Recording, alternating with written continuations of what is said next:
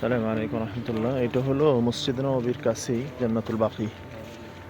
এখানে প্রায় 10,000 সাহাবাই কেরামের কবর আছে।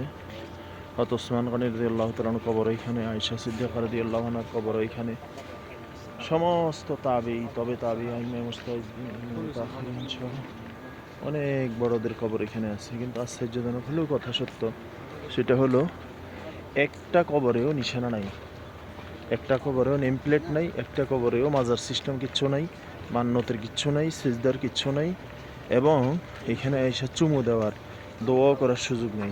জায়গায় জায়গায় পুলিশ দাঁড়ায় আছে, সামনে আগানোর জন্য বলতেছে।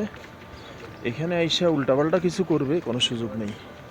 আল্লাহ বাঁচাইছে, যদি আমগো দেশে কোনো সাহাবীর কবর হইতো বা তাবির কবর হইতো, কোনো বুজুর্গের কবর হইতো, এটারে একদম মাজার বানাইয়া জমজমাট ব্যবসা হইতো। আসলে কবরওয়ালার কাছে তো আমরা চাইবো না, কবরওয়ালাকে দিব। এই জন্যই তো কবরের দিকে মানুষ ফিরে জিয়ারত পড়বে, কিন্তু কবরওয়ালা থেকে নিবে না, কবরকে পিছনে রাখি দোয়া করবে। হ্যাঁ, কবরওয়ালাকে উসিলা বানাইয়া কি করবে? কবরওয়ালাকে উসিলা বানাইয়া দোয়া করবে। তো এটা জান্নাতুল বাকি, বিশাল বড় এরিয়া। এখানে প্রতিদিন মসজিদে নববীতে প্রতি নামাজের পরে জানাজা হচ্ছে, এখানে এসে দাফন হচ্ছে। তো এই জন্য